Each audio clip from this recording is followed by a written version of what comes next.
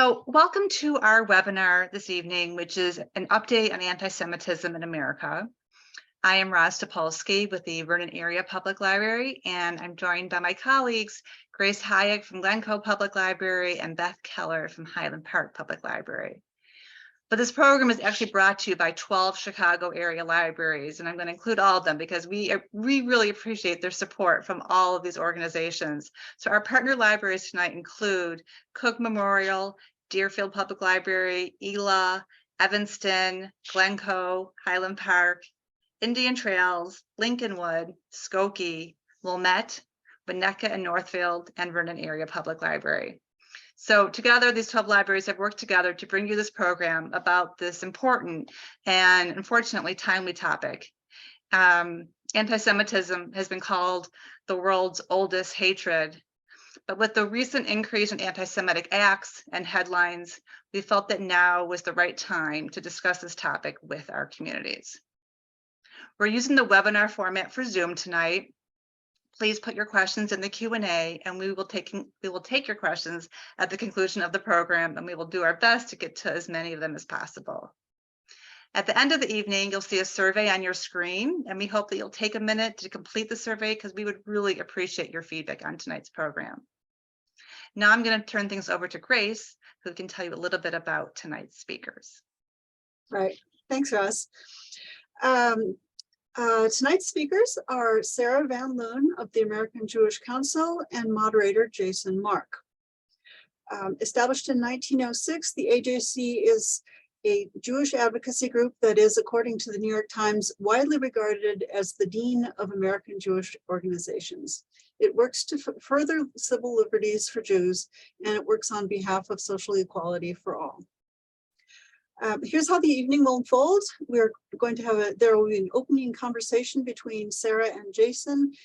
Sarah will then present her research for 15 minutes or so, and then the two of them will return to discuss her research, and then we'll respond to questions from the audience.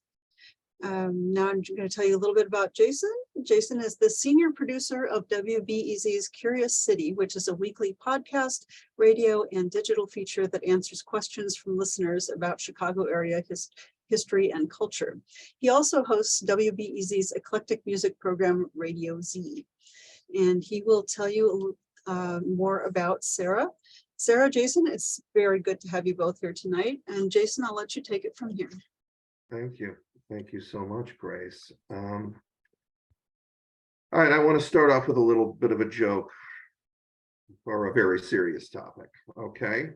And it's a little bit of an updated version of this joke, all right? There are two Jews sitting in a coffee shop reading their tablets, and one is reading a Jewish newspaper, The Forward, and the other is reading the far-right neo-Nazi blog, Stormfront. And the first one says to the other, "How can you possibly read that horrible anti-Semitic filth?" And the second one smiles and says, "What does your Jewish paper say? We're assimilating, we're intermarrying, we're declining, we're arguing amongst each other, and we're divided on everything from politics to Israel. And what does Stormfront say? The Jews control the banks, the Jews control the economy, the Jews control the media. I feel so good when I read it. If you want to hear good news about the Jews, always go to the anti-Semites." All right, well, you don't have to dive too deeply into the news to see some story about anti-Semitic speech or acts of vandalism against synagogues or Jewish cemeteries or acts of violence against Jews. And if you feel like anti-Semitism is on the rise, it's because it is. And our expert guest for the evening has been tracking that rise. Once again, please welcome Sarah van Loon from the American Jewish Committee here in Chicago. Thank you, Jason. I'm happy to be with you here tonight, even though we are having a more serious conversation, even though it's always good to begin with a laugh. Yes. All right. Now, the Jewish world is a bit of an alphabet soup. There's the JUF and the AJC and APAC and J Street and HIAS and so many more. So could you please just give people a brief history of the AJC and what their mission is? Absolutely. So AJC, the American Jewish Committee, we are the leading global Jewish advocacy organization. Our mission is to enhance the well-being of the Jewish people and Israel, and to defend human rights and democratic values in the United States and around the world. So this topic is timely because combating anti-Semitism is just one of the ways in which we at AJC go about advancing our global advocacy work. We also do it through global diplomacy, through strategic political advocacy, through interfaith and intergroup bridge building and coalition building, and also through strategic communications. Because as I'm sure we'll get into tonight, particularly when it comes to combating anti-Semitism, it's going to take a multi-pronged approach and involvement not just from the Jewish community in order to see real change that's going to impact society as a whole. Great. And I've seen lots of people give lots of definitions about anti-Semitism and what it is. One that has always struck me the most is from the late Rabbi Jonathan Sachs, who said anti-Semitism is so difficult because it's not a single coherent belief, but a set of contradictory beliefs. We were hated because we were poor, and we were hated because we were rich, and we were hated because we were communists, and we were hated because we were capitalists, and we were hated because we keep to ourselves, and we were hated because we supposedly infiltrate everywhere. And one group hates us because we're too attached to our places and our superstitions, and others hate Jews because we were seen as a rootless people who don't believe anything. Now, you've got to admit that it's pretty impressive to be despised and singled out for everything or anything that you do, even when those things completely contradict each other. And as Sarah Silverman says, if the Jews control the world, how come they have such bad PR? But how does the AJC define anti-Semitism or anti-Semitic acts? Absolutely. So AJC utilizes the International Holocaust Remembrance Alliance working definition of anti-Semitism. I call it IRA as a shorthand, and that describes anti-Semitism as a certain perception towards Jews, and it may be expressed as a hatred towards Jews, but not always. So it could be rhetorical or physical manifestations, and quite frankly, it can even be targeting non-Jews. It's part of what makes anti-Semitism, just as you kind of described, so difficult exactly to define.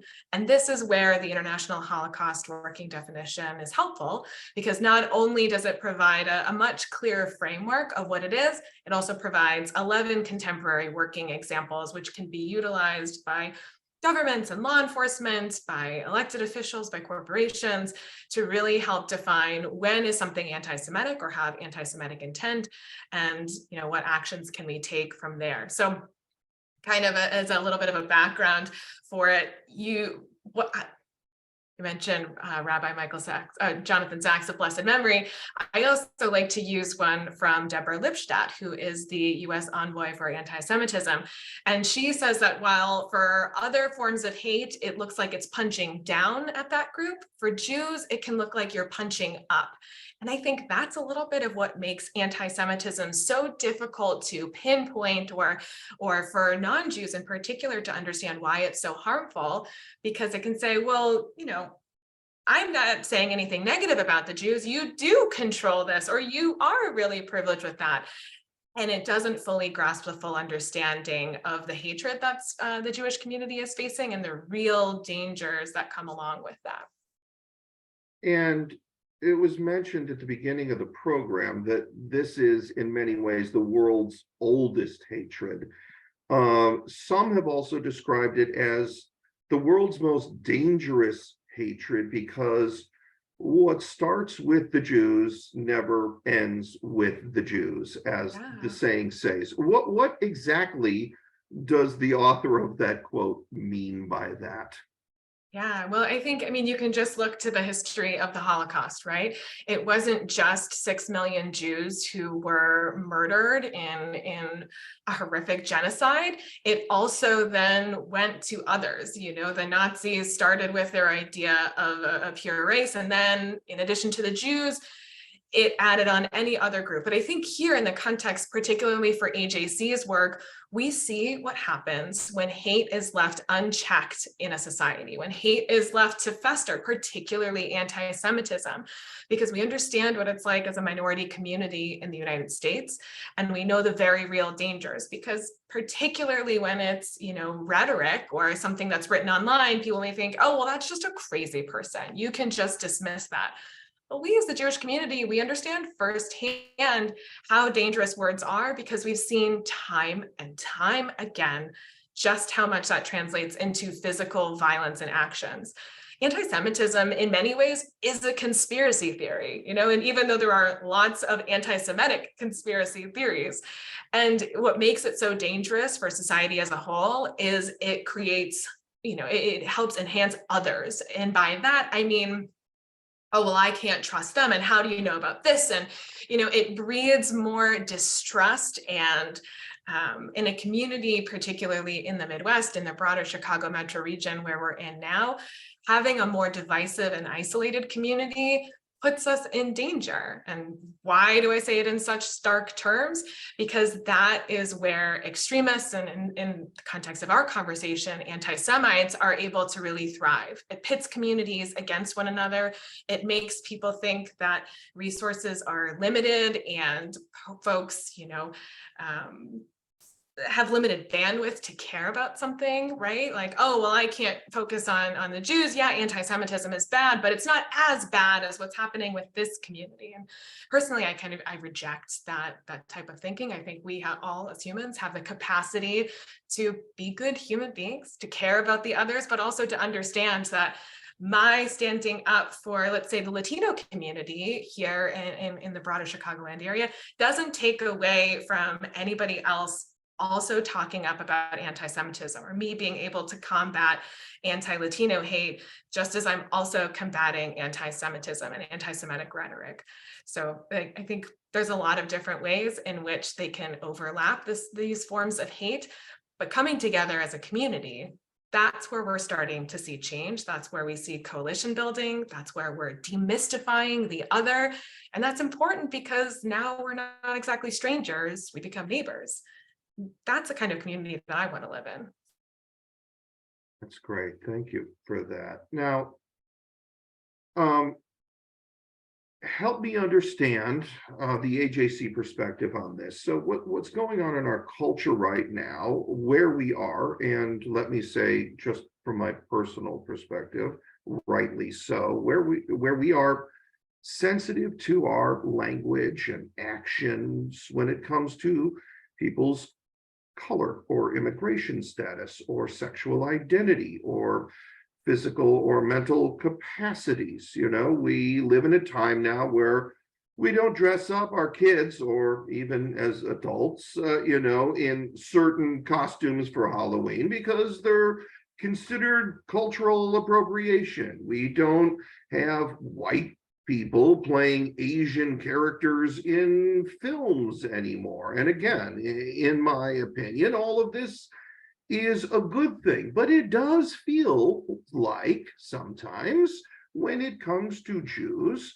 everything from a relatively harmless Jewish joke to a non-Jew playing a Jew on TV or in the movies, all the way to something terrible like a Jewish person being attacked on the streets in LA or New York. Sometimes it feels like the reaction is, you know, get over it. You know, how does the AJC view this? I think you touched on, you know, a little bit about, you know, this time we live in, and we are more culturally sensitive than we've ever been before, but sometimes it feels to Jewish people like we're on the outside looking in when it comes to that. Yeah, I definitely understand what you mean, both personally, and I hear it. I was brought up today, in a conversation that I was in with one of my board members of, if I was enter other groups, name here, they wouldn't be treating me in this way, or this wouldn't be done in this way. So I totally sympathize with that feeling of, why aren't people taking anti-Semitism as seriously as they'll take other forms of hate and discrimination? Again, I think part of that goes back to the unique form of anti-Semitism. You said it, it's the world's oldest hatred. It has its roots. You saw anti-Semitism back in Greco-Roman times, but it really took off in kind of ancient Christian history with the charge of deicide, the false claim that Jews killed Jesus, which again, not true, incorrect. And in fact, the Catholic Church even came out in Nostra Aetate to not only apologize as such, but to kind of set the record straight on that. I love data, I love history. So I could take a little bit too long in the history of anti-Semitism. So I'm gonna kind of bring it forward to 2021, where we really started to see anti-Semitism in the streets. And by that, I mean, there was the Hamas instigated conflict in Israel, and American Jews were being attacked in the street, New York City, Los Angeles, places in between, simply because they were Jewish. That to me is a very clear example of what anti-Semitism is, because who were these innocent diners in New York and LA and elsewhere? What do they have to do with the actions of a foreign government thousands of miles away? Spoiler, they don't. So that right there, I'm sure we'll get into it a little bit of anti-Zionism versus anti-Semitism, but it's another moment where what's happening else around the globe, it's connected back to the Jewish people, which here in the United States, we only make up 2% of the population. I've got some statistics that we can talk about later that shows of all the hate crimes in the United States, how many are affecting the Jewish community in the US. And it's really startling for me. But again, what we're talking about, it can be really hard to name anti-Semitism. It doesn't look like other forms of hate. So people don't think when they're punching, so the Jewish community, we're seeing it as and feeling it as punching down, but they may not think so because, well, the Jews are fine. They have white privilege. And let me tell you, my friend, it's not so much of a privilege if you have to constantly hide your identity and, hide your Star of David out of fear of being attacked because you're dining at a kosher deli, right?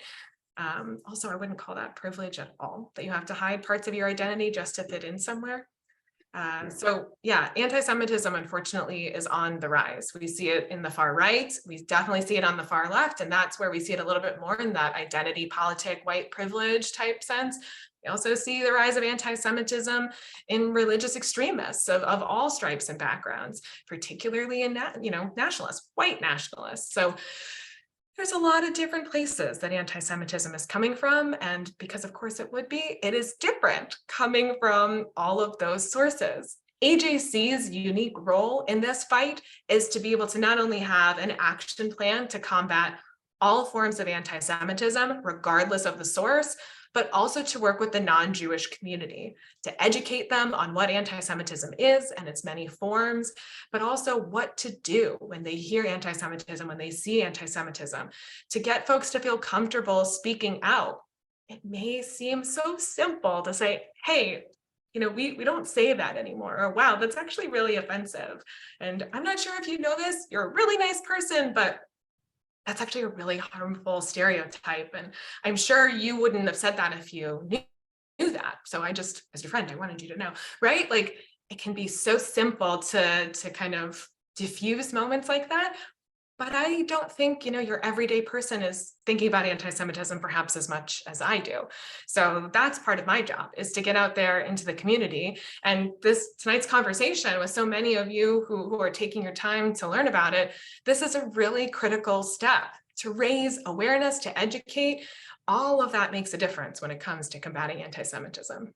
Yeah, and I was going to ask this later on, but it's coming up now in the conversation. So I'll ask, what do you know about how the non-Jewish population views anti-Semitism, and how does specifically AJC reach out to other religious groups, to elected officials, to business groups, and you know, like so many other institutions and businesses, WBEZ, who I work for, has a DEI council, a diversity, equity, and inclusion council. So, you know, I want to wrap this all up kind of into one big question. You're like, how is AJC reaching out to these DEI councils to maybe give talks or share important resources and information? How are you getting the word out to the sort of larger non-Jewish world?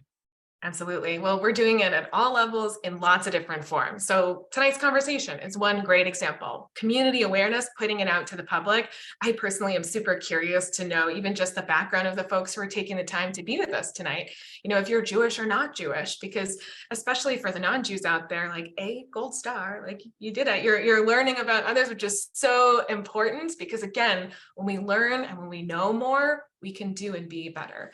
We also work AJC on all sorts of different levels, whether it's with elected officials or religious and faith and ethnic leaders, to both educate them, who are the Jewish people, what is anti-Semitism, what are the ways in which it negatively impacts our communities, but also really positive things like Jewish pride. So the fact that May is Jewish American Heritage Month, or even more somber occasions like to honor the Holocaust Remembrance Day and the lives of so many innocent individuals who were murdered at the hands of the Nazis.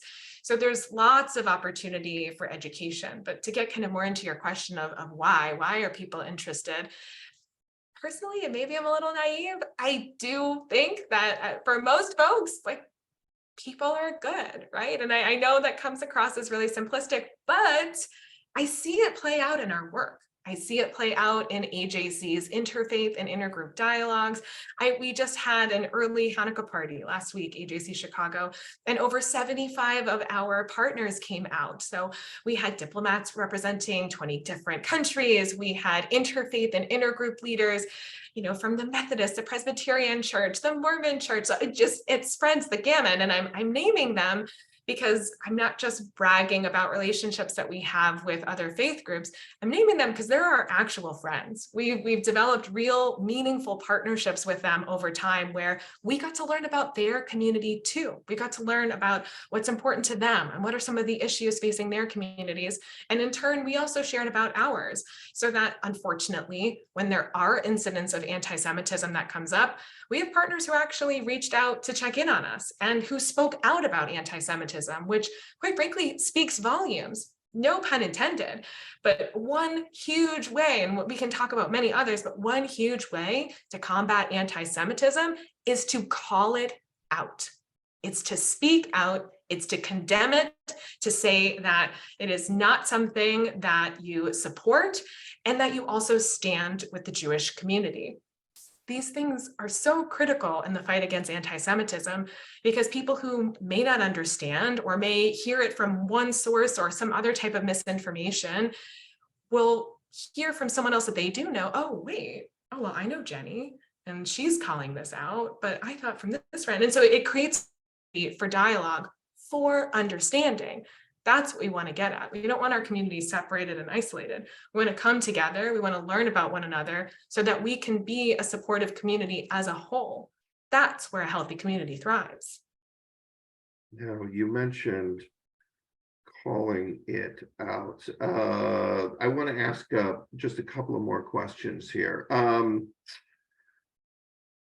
And then I really want to go to some of the facts and figures that you've got. There have always been anti-Semites, all right, but for the past 60 years or so since the Shoah, for the most part, not in all cases, they've stayed in their basements, or occasionally they would print a few hundred copies of a newsletter and put it under somebody's car windshield or go to a small meeting. But today, you know, one person can pull out their phone and their beliefs and their lies and their slanders could reach untold millions in every corner of the world. So the first part of this question is, how is AJC dealing with the proliferation of hate speech in social media and the online world? So one big way in which we're doing it, again, is speaking out about it. But we're not just doing that, you know, on our own Twitter or on our own social media or just, you know, to everybody who gets our press releases. we're also going to the social media companies themselves. AJC, since we've been around since 1906, we are seen as a trusted resource. We are seen as a trusted organization, and that's something we take really seriously. It's one of the reasons why AJC is a staunchly nonpartisan organization, because we want to be able to work with any member of government at whatever political party they're a part of. If they can help make the community, the United States, more safe for the Jewish people, that's what we want to work on to get there. So when you talk about social media companies, we're having not only trainings for senior management of social media companies, we're also doing more in-depth research with them and also discussions. So for example, social media algorithms, when they're using that for moderated content, sometimes it's a human moderator, other times it's just AI. So how is that AI getting programmed? What is the AI using for their definition of anti-Semitism? And how do they know whether or not it's hate speech? Again, it's why tools like the IRA working definition are so important, because you can put that definition into a social media company's algorithm when it comes to moderation and hate, and it can flag it, right? Like that's just a very simple way in which social media companies can help take action to remove hate from their platform. There's also just the deplatforming of anti-Semites. I hear a lot about First Amendment concerns and this or that. Yes, your First Amendment is there to protect that speech. A, it doesn't mean you won't have consequences. And B, social media companies are not the town square, right? Like they are private companies who have their own terms of service. There is no one saying that you are obligated to keep them up there and to keep these posts out there. Because again, when hate is left to fester unchecked, that's when it becomes normalized. And particularly when it comes to anti-Semitism, the normalization of it is extremely dangerous territory. The Jewish people, we have a long memory. We know what happens when hate gets normalized. We saw it, just as you said, less than 75 years ago. So this is very, very real. And for some of us, it's in living memory, right? So there's a lot that social media companies can still do. AJC has a new call to action on our website. So I'll put some resources into the chat in a little bit, but there's one specifically tailored for social media companies, just as there's one for corporations and for elected officials and for the federal government. There's all sorts of different ways, because again, it's going to take a tailored approach based on where your background is and where your role is in society. If you're an elected official, if you work for a corporation, if you are part of a faith movement, there's things that all of us can do to combat this hate. And it's incumbent upon all of us to do something. Sitting on the sidelines is not an option anymore. We all have to come together to take action. All right, I have so many other specific questions I would love to ask you, and I hope I can, about college campuses and about Israeli politics. But, what I would love for you to sort of, we started this conversation by saying anti-Semitism and anti-Semitic acts are on the rise. And, some people want to know, well, how do you know that? What do you mean by that? Well, you've been looking at a lot of different places. You've been looking in a lot of different places and crunching a bunch of numbers. So would you sort of share some of these numbers with us to give us an idea of what is going on right now? Yeah, absolutely. So the past 3 years, AJC has put out a State of Anti-Semitism in America survey. And it's unique in the sense, and in fact, it's the largest survey of the US general public and American Jews. And because of that, we know we can trust this data. We used a leading research firm, SSRS, to be able to conduct this data. And what we found was really startling, not just the survey responses themselves, but also the differences between the US general public and their perception on anti-Semitism and Jewish Americans, and not only their perceptions, but their lived experiences with anti-Semitism. So we're gonna have our 2022 survey come out in late January. It's gonna be a year in review. So I'm gonna have even more up-to-date facts and figures, but it's not just AJC surveys, which are data that can be trusted because we've seen how it all plays out, but we also utilize the FBI hate crime statistics. And in fact, we just had the new statistics for 2021, yes, you're hearing me correctly, last year, drop today. I wish I had better news for those statistics, but I want to kind of nerd out a little bit, if you'll indulge me, because why these hate crimes matter and why hate crimes are being reported also impacts federal funding, and it impacts local funding as well. And this year, unfortunately, we have seen, as we're starting to go through the data, that there was a switch in how data gets reported to the FBI. So you're seeing cities like New York, Los Angeles, Miami, who didn't report at all this year. And I'd love to believe there were no hate crimes in New York City. I also live in the real world. Chicago did report towards the FBI hate crime statistics, but it also recorded 0. So that's a moment for me where I say, okay, I'm going to just hold out for 2022, and AJC is going to continue doing our survey work. And again, what that shows is deeply concerning. So if you just look at our 2021 data, the question was, how much of a problem do you think anti-Semitism is in the United States today? 90%, 9 out of 10 American Jews said it's a problem, where only 60% of the US general public thought it was a problem. I'm an optimist, so I'm going to say 60%, more than I thought. Like that's a win. But if you also look at our another survey question of within the last 5 years, within the last 12 months, do you think anti-Semitism has increased? You see stark differences between the US general public and American Jews, with American Jews time and time again saying, yes, anti-Semitism has increased. We also see it in our survey reporting of changed behavior. Why should changing behavior matter? Why does that make a difference? Because AJC, as a global Jewish advocacy organization, we've seen this happen. We've seen it play out in Europe, where 20 years ago, anti-Semitism was really on the rise. And we saw that European Jews were starting to change their behavior. They wouldn't wear a kippah in public, or they would hide if they wore a Star of David necklace, because they understood the real security risks of identifying themselves publicly with Jews. And we saw the corresponding rise in hate and anti-Semitism go along with that. You know, we were talking before about anti-Semitism in America. 5 years ago, during my first stint with AJC, the anti-Semitism we talked about was mostly overseas. It wasn't so much here in the United States. And I feel like that's now what I deal with on an almost daily basis. So we're really seeing anti-Semitism increase in the United States and around the world. And again, it's incumbent on all of us to speak out, to stand up, to do something. People can't be bystanders anymore. We need to be active upstanders and to learn from our history and to stand up and speak out, not only for issues affecting the Jewish community, but for all of us. There was a White House roundtable last week. Yes. Doug Emhoff, the husband of the vice president, the second dude, I guess some people call him, was leading it, also participating in the event.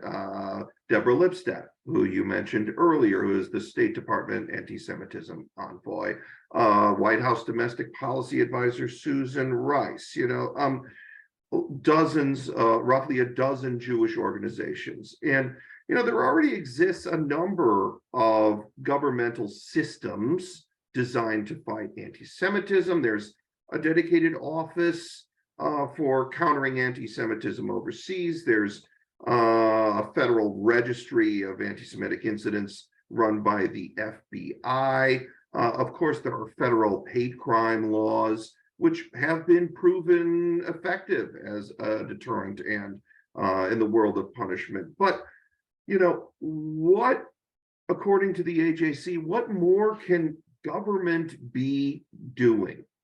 I'm so glad you asked. And this was one of the things. So AJC, we were in that meeting. AJC CEO Ted Deutsch was there.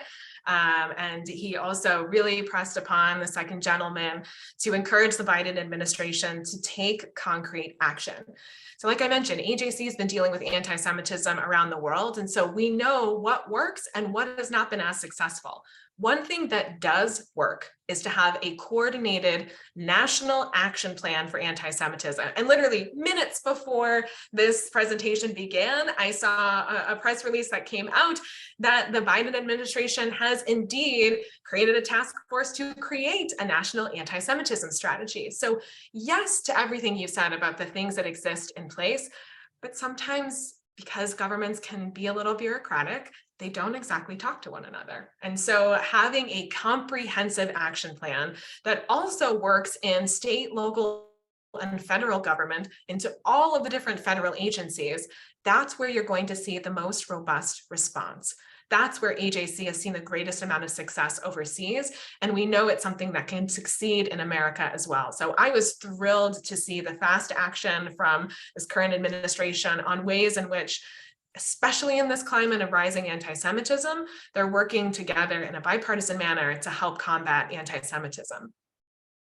You mentioned, we've talked about, and we'll continue to talk about, how anti-Semitism comes from both the right and the left. College campuses have been, over the last decade or so, maybe more and more unfriendly to Jewish students generally, and specifically students who outwardly support Israel. And student groups and faculty have worked hard to make the word Zionism simile for racism, apartheid, colonialism, and genocide. So how is AJC directly addressing that, and what other groups are they working with to try to give Jewish kids on campuses a more safe space? Yeah, I love this question. So AJC, we work with a lot of different other groups on campus. We're a part of the Israel on Campus Coalition, which is a group of more than 20 different organizations committing to combat anti-Jewish hate on campus. But we also work really closely with Hillels. Here in Illinois, we work super closely with Hillel and Federation. They're really great partners in this fight. And we also think about the continuum to college, right? It's not anti-Semitism and the Jewish students on campus. It's almost too late to wait until they're on campus. So AJC has a high school leadership advocacy program called Leaders for Tomorrow, or LIFT for shorthand. And it helps train young Jews to be strong in their Jewish identity. Because I think that, first and foremost, is one critical way in which to help combat anti-Jew hatred on campus, or certainly it can support these Jewish students when they're dealing with anti-Israel issues on campus. And that's also where we start to see, I mentioned earlier, you see American Jews change their behavior when it comes to anti-Semitism. We're seeing it in a really unique way on college campuses, with Jewish students sometimes being afraid or not wanting to be so public about the fact that they're Jewish, or maybe that they support Israel because they're a Zionist. And for those of whom are on this call and don't know what that means, Zionism is a movement that enhances or is there to support the self-determination of the Jewish people in their ancestral homeland. So what you see on college campuses is a lot of anti-Zionism, and just to your point, it's mixed in with apartheid and racism and made to seem like a very dirty word. And I'm seeing this brilliant new group of Gen Zers who fully reject that thinking, for one, and two, say, well, how come me as a Jew, how come I'm the only person, the only group who's not allowed to seek self-determination in my own ancestral homeland? It's saying nothing about the Palestinians and their also equally valid right to self-determination. So why are Jews being singled out? And again, going back to the IRA working definition, that's one of the working examples. When Jews or the state of Israel are being singled out alone with unfair criticism or critiques that no other country is also being leveled with, that's a pretty clear outline for me anyways of when something is very much veering into anti-Semitism category. When you're not going to be, for Jewish students on campus, for example, to compare them to any other group, you're not going to deny your support of another group if a potential country where their people come from take some type of foreign policy stance. You're just not seeing that, but you are seeing it being applied to Jewish students on campus. And that's where we see really unique types of anti-Semitism begin to grow and foster.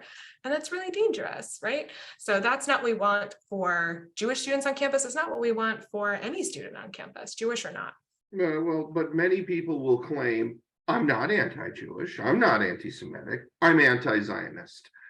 Mhm. Is that possible, and why or why not? There are times you could probably, draw a very fine line where anti-Zionism is not anti-Semitism. I've yet to be fully convinced of that. I think there's one thing to say, well, nation states are a 19th and 20th century fiction, so I don't believe that there should be any states. Okay, fine. Token anti-Zionist. Okay. But more often than not, particularly what we see on college campuses, are Jewish students being vilified because they have a connection to their ancestral home because they traveled to Israel.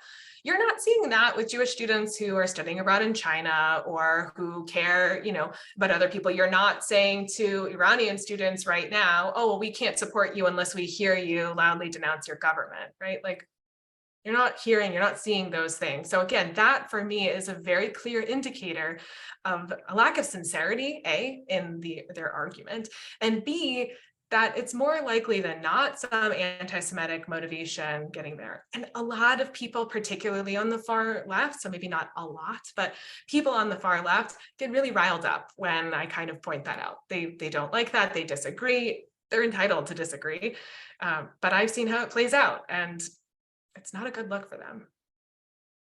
Speaking of Israel, Benjamin Netanyahu is going to be the new, or it is, I don't know if it's official yet, but he is going to be the prime minister again. And he's struck a deal recently to create a government with a number of what people inside and outside of Israel are calling far-right and extremists, who are openly and proudly anti-gay, anti-Arab, anti-laws and courts that aren't Torah-derived, and anti any stream of Judaism that isn't Orthodox. So my question is, how does somebody who fancies themselves a progressive person, who has defended Israel time and time again with, you don't have all your facts straight, and let me give you history and context, how do those people prepare for a potential new wave of attacks, mostly from the left in this case, that will use this new reality against Jews here in the United States? I think about it in a couple of different ways.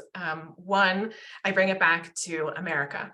So I think to those same, because you name them progressives or far left, did they suddenly stop supporting America, in 2016, which if I assume if they're progressive, they perhaps voted a different way than, what elected President Trump. So did they stop supporting America? Did they stop fighting for their ideals during his tenure? Probably not. So the same can be true for Jewish students and Jewish individuals who love Israel. They can still advocate for the issues that they care about because they are part of the diaspora Jewry, that the world that we're all kind of connected to, if you will. So another way in which I think about it, just to really narrow in on your question, is that there's a lot of things that are said on the campaign trail. There's a lot of things that candidates have made statements with in the past that are vile, that we disagree with, that I personally disagree with. What is said on the campaign trail doesn't always translate into policies for governments. And so, a lot of people, and I think in this fast-paced day and age, people don't like this answer. Part of it is going to have to wait and see what the government's actually going to do. When HAC saw how the elections kind of turned out, we put out our own press statement where, some Jewish groups were praising it. Some Jewish groups were saying, oh my gosh, it's the end of Israel as we know it. AJC, we came out with our centrist, right down the line approach, which of course we would, this is AJC's character, and said, while we will work with the Netanyahu government, we're also going to continue to advocate for the policies and the values that we hold dear, which are pluralism, which are democratic values, which are inclusion and increased opportunities for peace and normalization. That's not going to change on AJC's end just because of who's in the prime minister seat and who he elects for certain members of the Knesset and for ministerial positions. If anything, as we've seen in Israel's parliamentary system play out over these last several years, coalitions are fragile. We're seeing this democratic process at work. So I also have to, I'm a data nerd, so I'm looking in the data. How did Israelis vote? Help me understand, why is this in such a way? And if you'll forgive me for reading, because I don't have these memorized, but I do think it's really interesting. And again, map it out to other countries around the world. Let's make sure that we're not just singling out Israel because it just happens to be the only Jewish state in the world.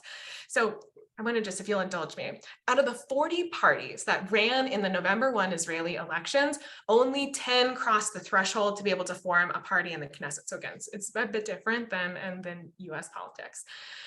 So only one on that list is considered far right, and it only garnered 11% of the total seats in the Knesset, that's Israeli parliament. So in other words, almost 90% of Israelis voted for any other party across a variety of the political spectrum. So the Likud bloc, the one that Bibi Netanyahu oversees, it won 32 Knesset seats, about half of the bloc of the parties that's recommended.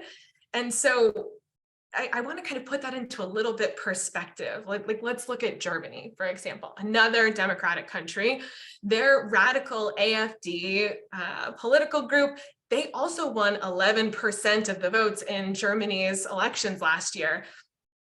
But nobody is going around saying oh my gosh, this minority party is going to come and change Germany's democratic character and it's going to change the face of it.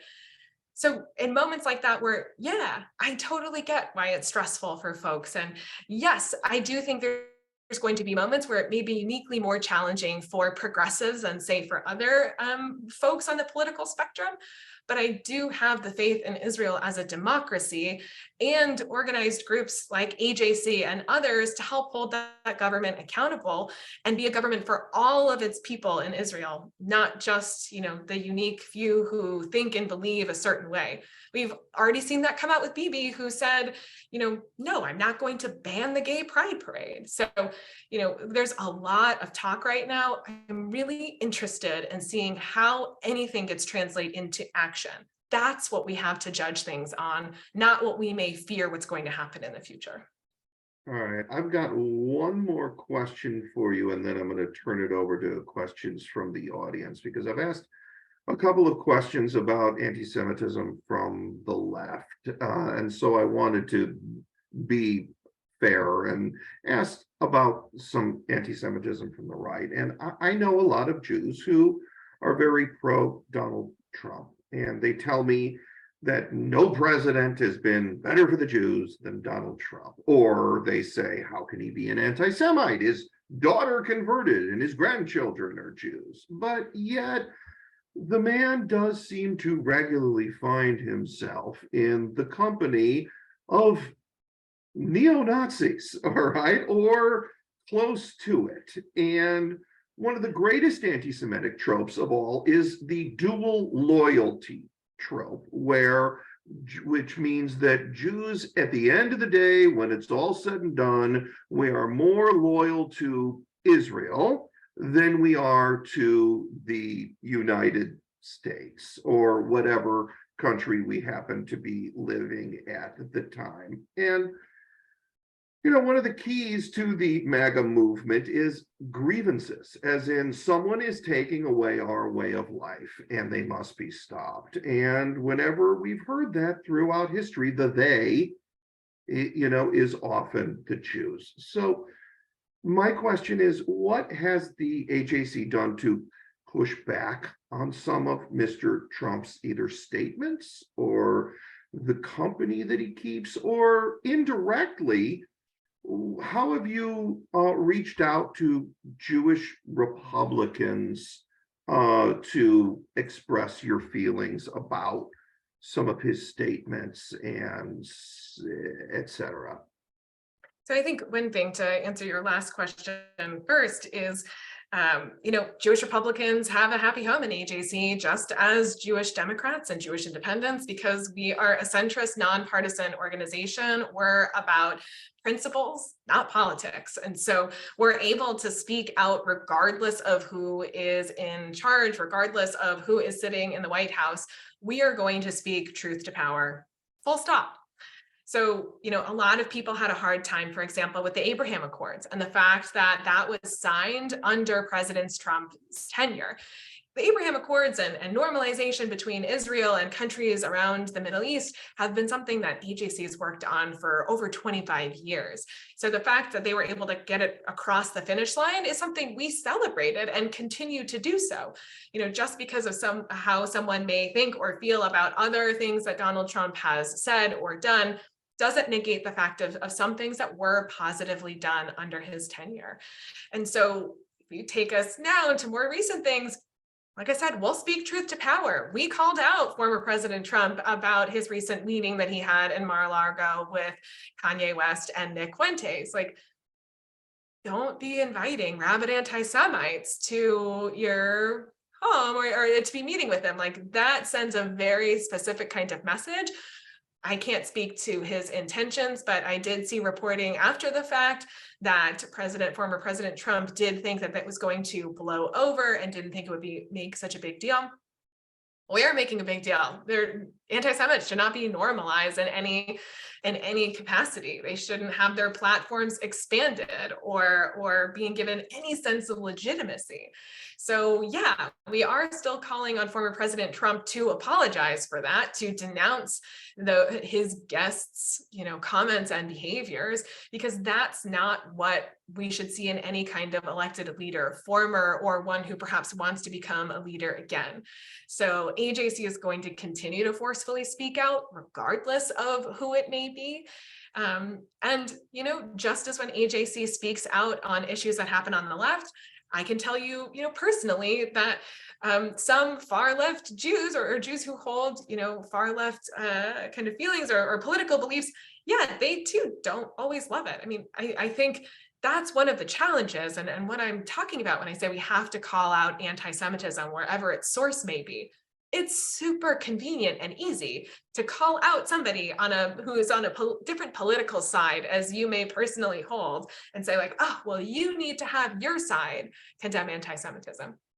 Yes, and you also have to be willing and brave enough, quite frankly, to also call out anti-Semitism when it's in your own ranks and when it's on your own side. That's where the real work begins. It's easy to call out your opponent and say you're an anti-Semite or you've said anti-Semitic things or you're irredeemable. All of us can make amends. All of us can apologize for the wrong we've done and the harm we've caused and take meaningful steps forward. We've seen it play out in history and we will see it again in the future, provided we've got partners who are willing to say, wow, okay, I didn't know, or perhaps I didn't understand it to that full extent, and I don't want to cause that harm. I want to take the reparations and do the right thing and make amends, not make this mistake again. I have faith and hope that there are good people out there who are willing to learn from their mistakes. And again, coming back to, anti-Semitism, a lot of people just don't understand what it is or how certain phrases or things are anti-Semitism. So, to say to Jew one down, to try and negotiate, well, that phrase is an anti-Semitic phrase and it's rooted in historic anti-Semitism. AJC has a fantastic resource guide called Translate Hate, which you can visit at translatehate.org. And it breaks down common tropes and phrases, and it also gives you the historic background to it. So for me personally, if I'm scrolling on social media and I just happen to see something that comes up, as anti-Semitism, but just packaged in a 21st century way, quite frankly, it's a little boring because a lot of it's the same. It's just rebranded for a new day. But now I know what I can do. I can report it to the social media companies. I can reply back to the person that I saw who posted it and invite them in for a conversation or say like, hey, I'm not sure if you know, but what you posted is actually an anti-Semitic canard, or it's an anti-Semitic story that's factually incorrect. And this causes real harm to me and my community. Like, would you please take it down? Some folks will actually listen and will do the right thing. Not everybody, but just because not everybody will doesn't mean I'm going to stop trying. Beth, this would be a great time, I think, to get in some questions that audience members have submitted, if you would be so kind. And by the way, Yes. thank you to everybody who's sticking with us. We're going to go for a little while longer, and maybe your question has been answered, or maybe your question will be answered. So Beth, take it away. Thank you, Sarah and Jason, for this conversation. It's been wonderful. Before we start with the questions, there'll be a quick poll that will pop up on your screen just to let us know how many are joining us tonight. It'll be up on your screen for just a few seconds. So if you all can take a minute to answer that, that'll be great. And then we'll start with our questions. Thank you.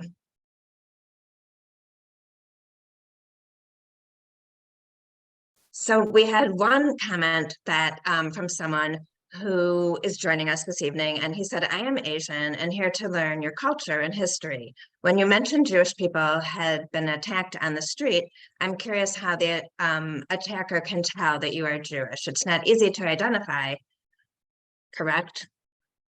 It can be, and that is such a great question. And thank you for being here tonight. Thank you for asking that question. Thank you for being willing to learn. All of these things are super important, and they all contribute to a vibrant and healthy society. So I think based on what I've heard from some of the anti-Semitic incidents that I personally know about, there was a couple of different identifying factors. So a Jewish person, depending on how they observe their Judaism, may wear a small cap on their head called a kippah or a yarmulke. So they could be wearing that. Someone like me could be wearing, I don't know if you can see them, Star of David earrings or a Star of David necklace.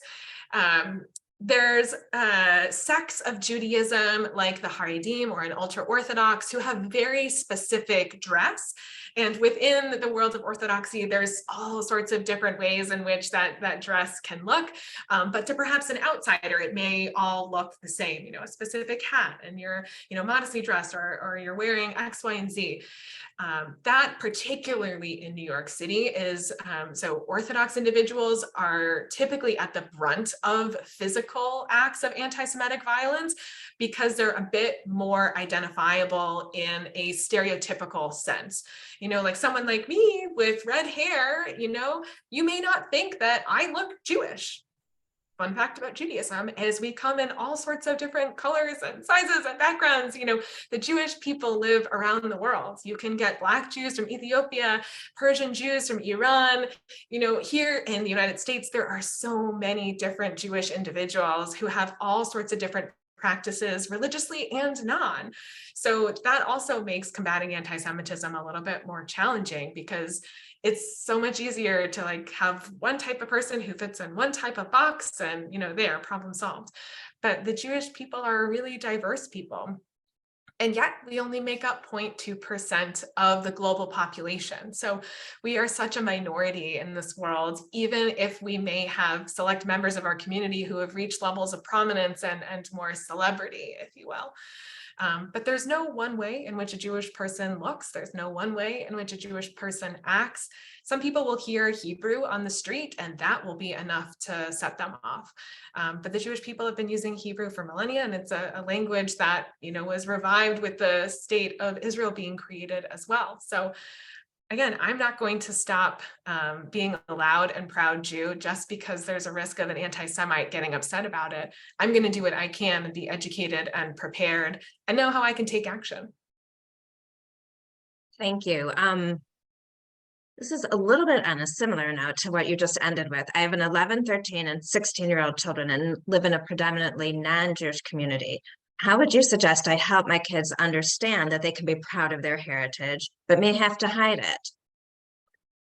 It's really hard. And so I think one thing, first and foremost, is to be able to know and name for yourself what you love about your Judaism, what you love about being Jewish, what gives you pride in the Jewish peoplehood, and to instill that pride in your family.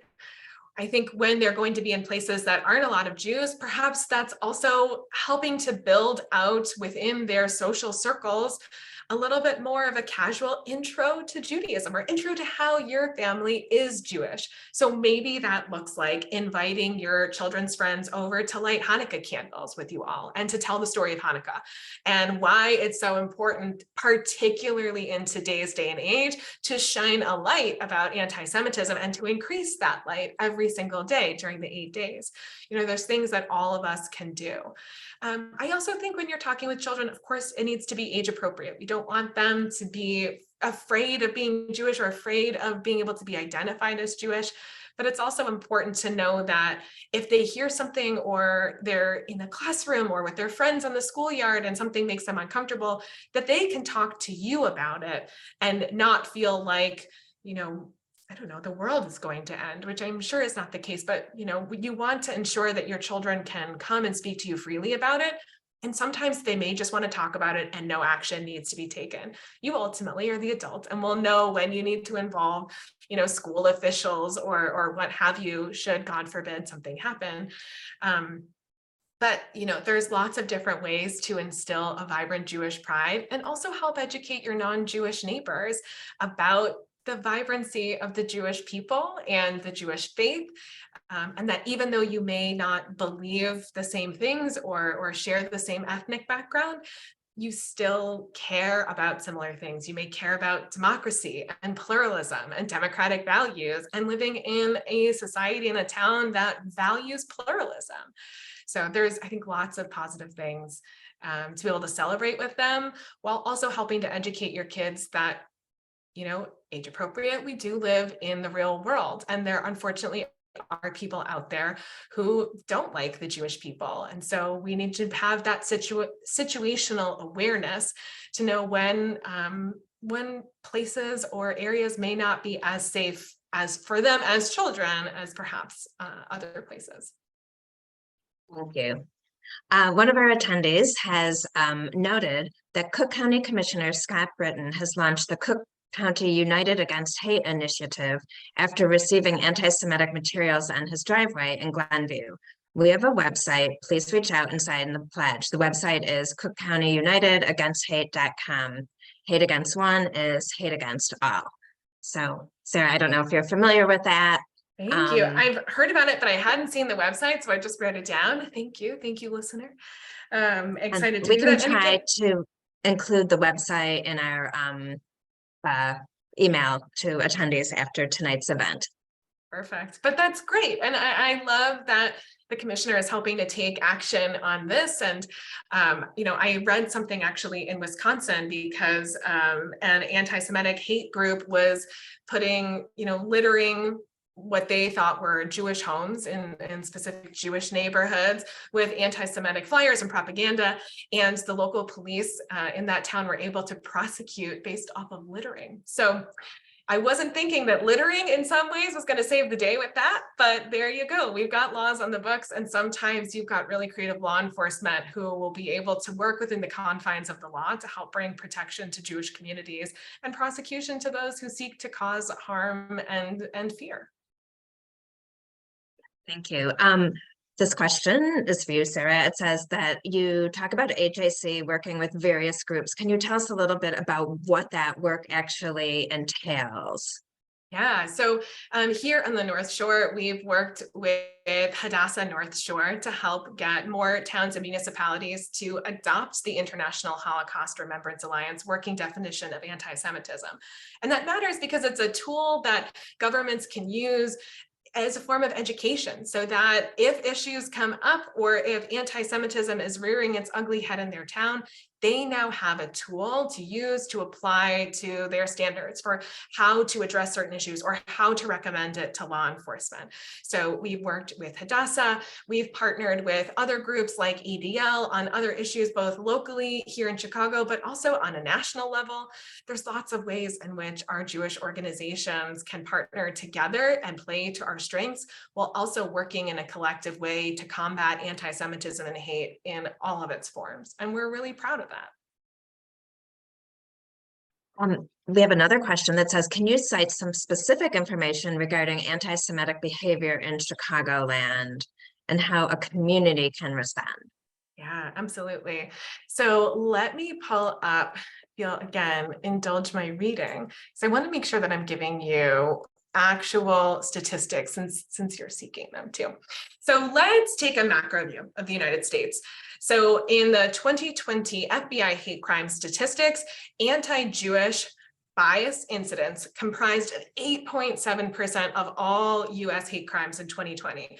So even though Jewish Americans only make up 2% of the US population, anti-Jewish hate crimes were 1 out of every 11 hate crimes that occurred in America in 2020. So here in the Midwest, since your question was more specifically about Chicago, we also saw that. We were able to disaggregate the data from AJC's survey of anti-Semitism in America for the Midwest, as well as disaggregate the FBI hate crime statistics. And here in the Midwest, the FBI in 2020 reported 546 hate crime incidents in the broader Midwest region, which was a almost 45% increase from 2019. So we're really seeing these incidents rise. We're also, again, as I kind of referenced this a little bit earlier with the hate crimes data, not every agency reports or is reporting in the way that the FBI needs to collect that data. So that's a really critical thing. And one of the issues and ways in which AJC advocates with law enforcement is to ensure that they're reporting it in all of the appropriate ways so that it gets counted, because when you know about an incident, you can actually do something about it. You can take the resources that are available and put together a concrete action plan to address the needs as they are. So in Illinois, the largest cities that we saw 68 reported hate crime incidents in 2019 compared to 56 reported in 2020. So I'll take that positive where I can see it. But also you've got, you mentioned the city of Chicago. So just the other month, the Chicago Commission on Hate Crimes, the Commission on Human Relations, reported on hate crimes. And over that period, they received 77 hate crime reports to their commission. And of that, 18 of them targeted Jewish individuals, where the next minority group, and that was kind of of all of the groupings, the most was against Jewish individuals. The next grouping there was against Black Americans. And so again, you kind of see these minority groups being targeted disproportionately when they don't make up kind of the majority population in a specific area. What's also concerning, again, it goes back to hate crime reporting. The Chicago Commission on Human Relations reported 77 during a specific time period, where the Chicago police received almost 120, a little bit more. So there's a discrepancy on where it's being reported to whom. This is what I definitely want to put in the chat, because if you're not sure, we haven't really talked about what do you do if you're not sure how to report a hate crime. Contact your elected officials. They can help you, but more importantly, contact law enforcement. And if you're not 100% comfortable or you're not sure, feel free to talk and call to a Jewish organization, because we can help get you plugged in. That's one of the things that we're here to do. But I do want to put the Justice Department's website on there. There's ways in which you can report online. And one thing that we've learned from our FBI partners is to not make the decision yourself whether something is or is not anti-Semitic or is a hate crime. Allow the experts to determine whether or not something falls into that pattern. And even if it doesn't rise to the level of a hate crime, it's critically important that law enforcement knows about this, because they're able to track patterns and they can help stop something before it gets so much worse. So it's really incredibly important that we speak up against anti-Semitism and hate in all of its forms, because that, again, is what's going to make for a safer society for all of us. Thank you. We will take one more question, and then I'm going to turn it over to Jason again to conclude with a couple questions of his own. So someone is asking, when you're in college, how do you know when you see a form of anti-Semitism on college campus?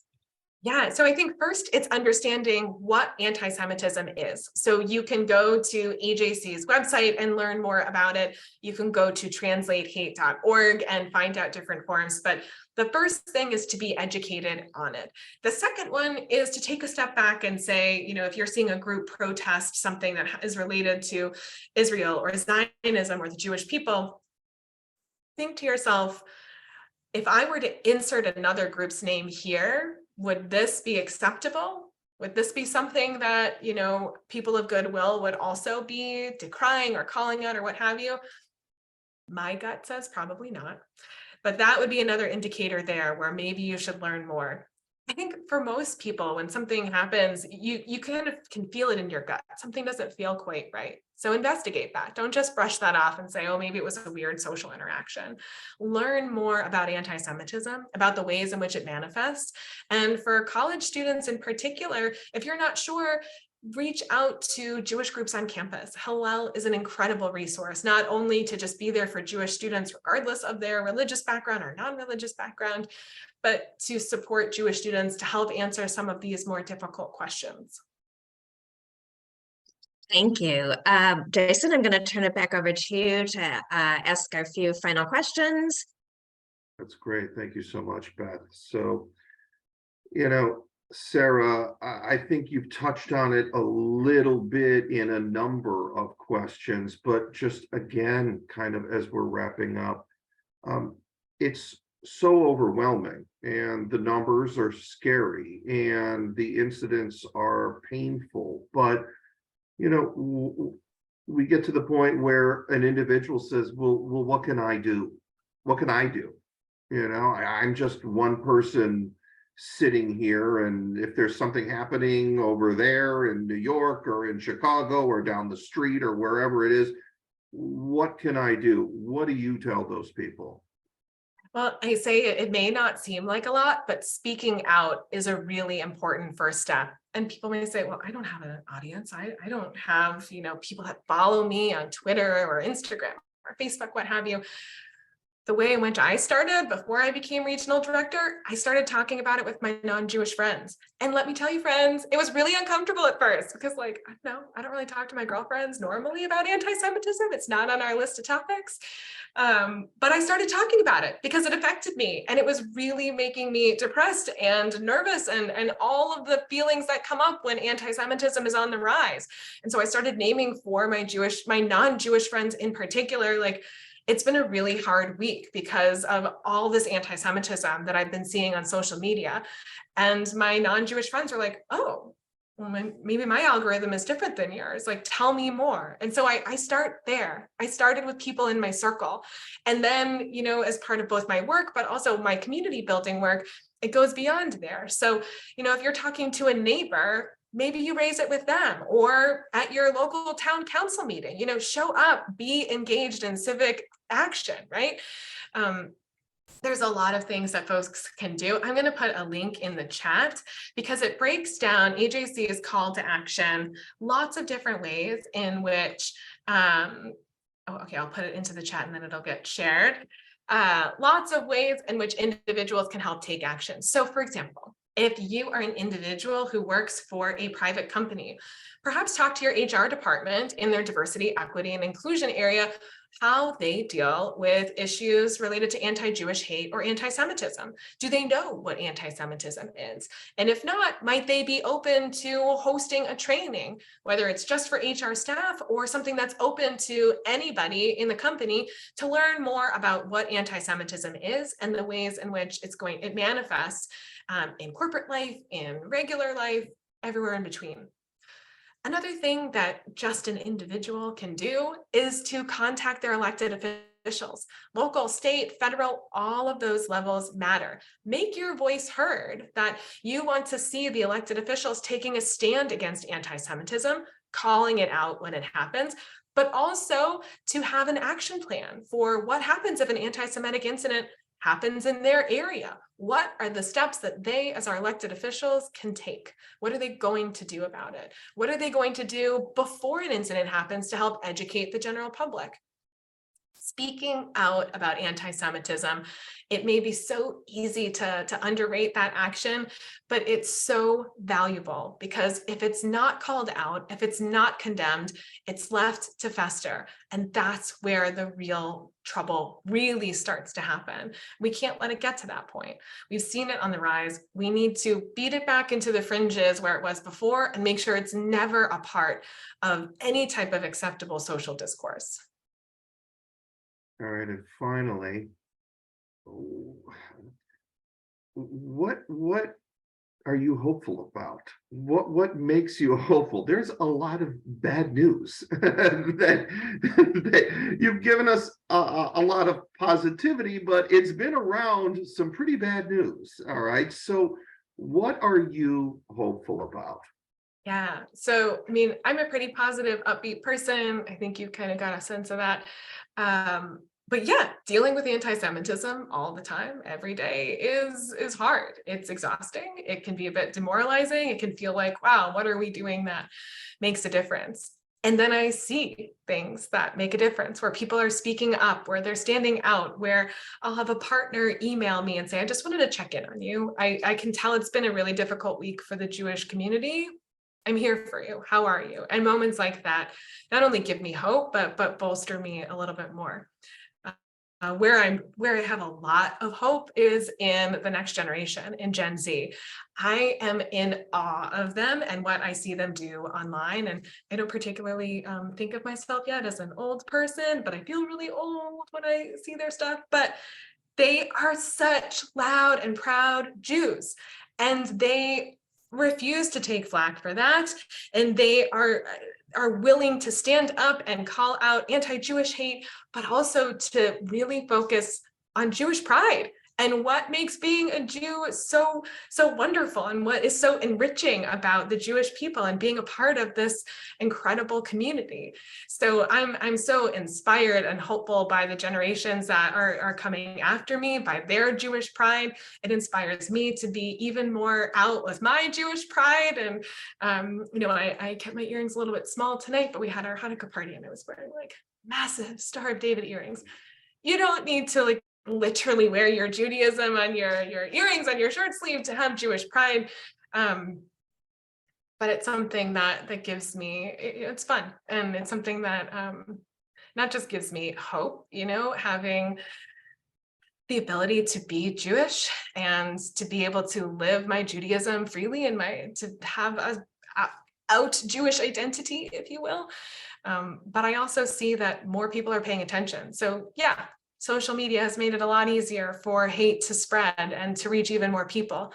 But I'm also inspired, and I've got hope by the large amounts of individuals, Jewish and not, who are pushing back against that hate, who are doing the right thing, who are standing up, who are saying, okay, I can't fix everything, but I can take this small step. Folks, that small step makes a difference. It really, really does help move the needle. You all being here tonight, this makes a difference because you're here to learn, to hopefully be a little bit inspired that there's plenty of things that folks can do at all levels of the spectrum to combat this hate and to make our world a safer and better place for all peoples. Well, I'm really honored to have been asked to be part of this event tonight and to share this stage with you. I'm just going to close by saying, for more than 2,500 years, the most powerful empires in the world have tried to destroy the Jewish people, the Egyptians and the Greeks and the Romans and the Christian church and the Nazis and the Soviets, and they are all gone. And as we say, Am Yisrael Chai, which is the people of Israel live. But the question is, what kind of world are we living in? And what kind of world will we live in? And will our children live in? And we're all here together in this virtual space.